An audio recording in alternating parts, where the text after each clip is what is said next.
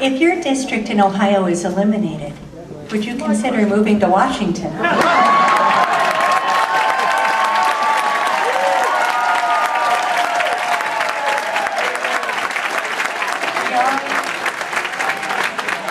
We are getting a new district. Let me explain what's happening in Ohio. Ohio has lost a lot of population. Because of these trade agreements, we've lost steel mills and auto plants and aerospace plants. And because of the subprime meltdown, tens of thousands of people lost their homes. And so we're losing 2 congressional seats, and the story is in Columbus, where the Republicans are doing the redistricting, is that my district is going to either be substantially altered or it's going to be dismantled. That's what I'm looking at. So people ask me, they say, you know, I've already announced that I intend to run again for Congress. I just don't know where my district's going to be yet. But your suggestion about coming to Olympia is intriguing. So.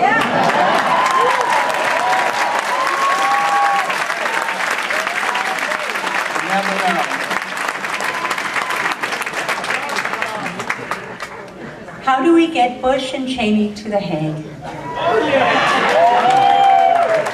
Well, I think it would be KLM out of New York. And it is absolutely certain that neither the Congress nor the administration has any desire to take this issue up.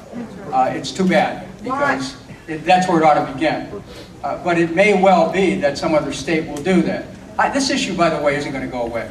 It is not going to go away. I mean, I'm sure not going to stop talking about it. You know, it's true. Look, we've got some huge problems in America, but let's not forget, there isn't anything bigger than going to war against a people for whom, you know, a case was fabricated to go to war against them. That is a high crime. There's no question about it. So, we have to keep insisting that our government officials demand justice, but beyond that, we have to be ready that some other state is going to just say, you know, they're going to make an indictment. I'm sure it'll happen. But I still say, why wouldn't we be the ones who would take up that challenge? We cannot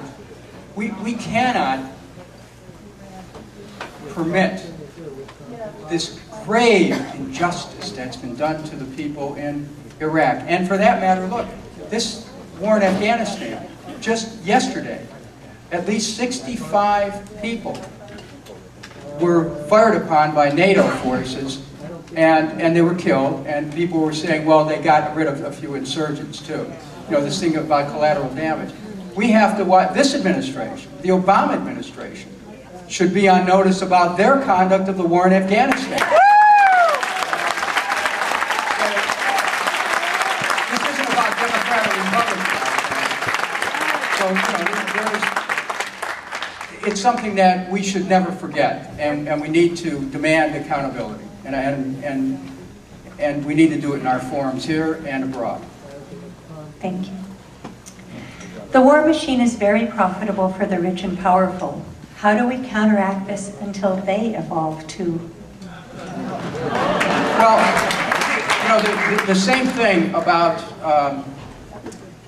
swords into plowshares. There's a lot, you know, unfortunately, there are a lot of people in America who have jobs that are involved making material that's used for war.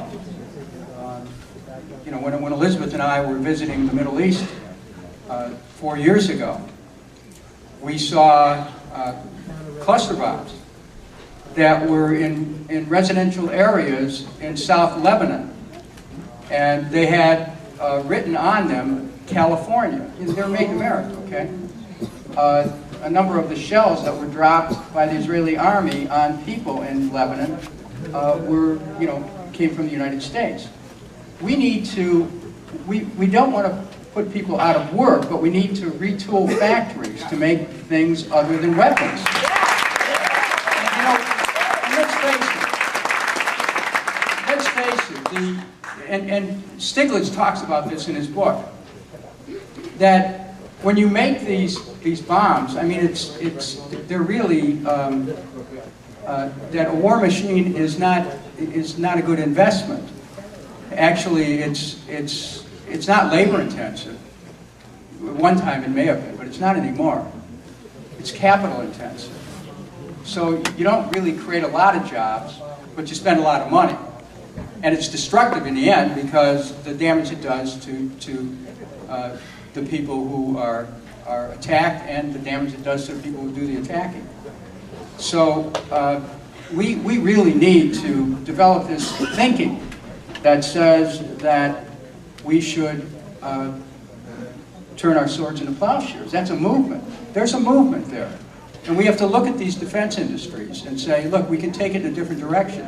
The problem is the extent to which the Pentagon has an extraordinary hold on our policy. Their budget keeps growing no matter what. They're crowding out other needs in our economy right now.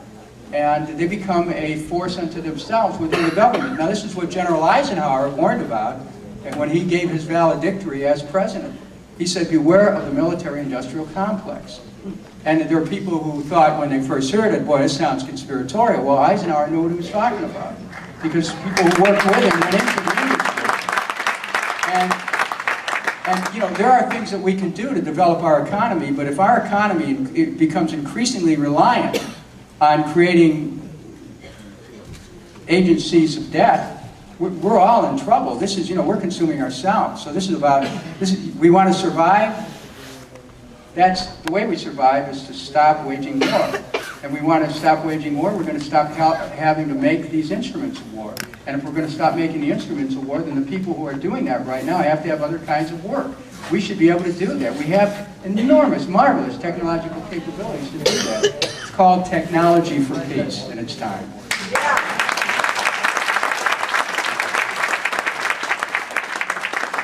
How do we get rid of the Citizens United ruling?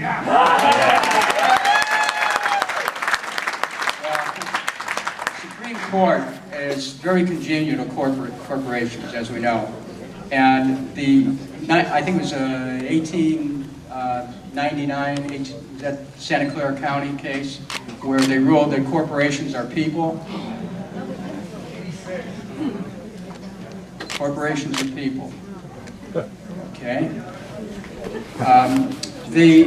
That case set the stage for Buckley versus Vallejo, free speech equated with money, gave corporations an edge, and then Citizens United, which basically let corporations contribute directly through running ads for or against candidates. We really do need a constitutional amendment that would say public financing only.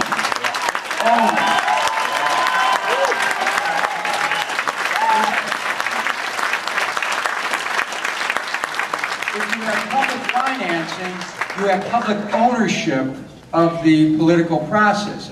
If you have private financing, you have private ownership of the political process. And what we have right now in Washington, with all due respect to all my colleagues who I love and respect and are all good people, we have a bad system which inevitably policy is sold to the highest bidders, and inevitably it ends up like an auction where policy is just auctioned off. We've got to change that. We've got to reclaim our government, and we've got to reclaim it by having public